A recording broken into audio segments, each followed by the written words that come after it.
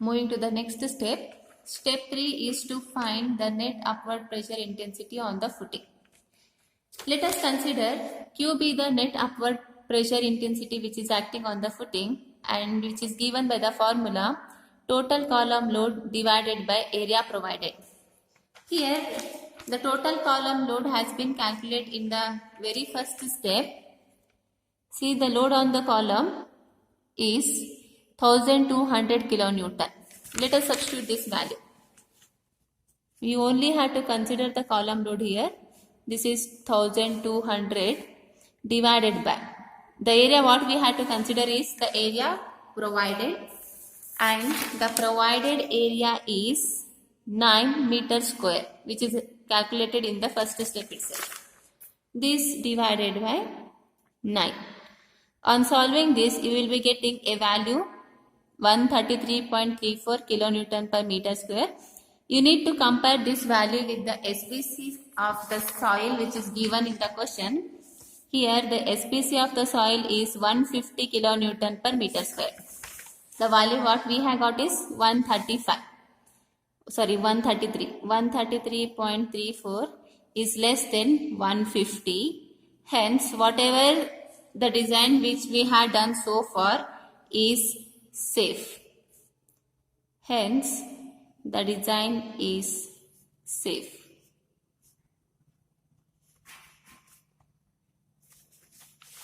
This completes the step 3.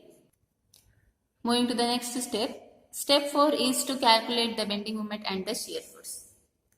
Before we find the values of shear force and bending moment, let us start finding the pressure which is acting on the bottom of the footing in the upward direction.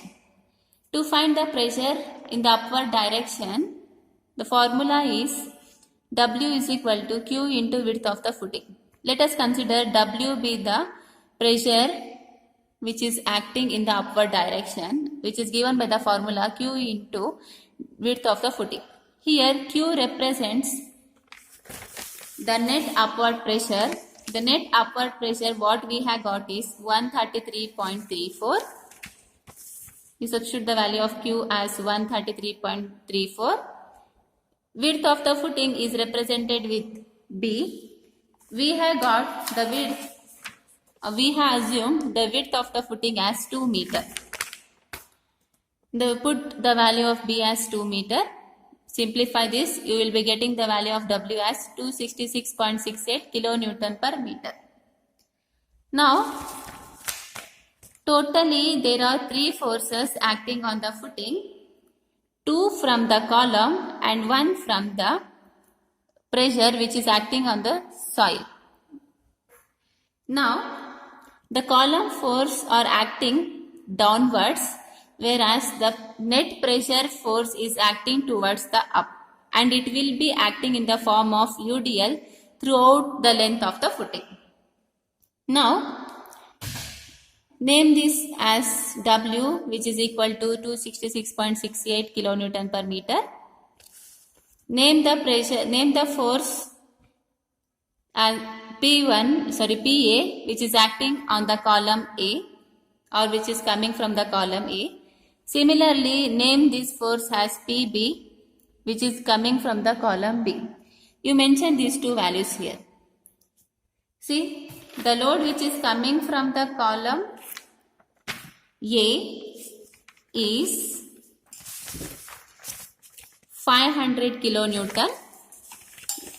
The value of PA is 500 kilonewton, whereas the value of PB is 700 kilonewton.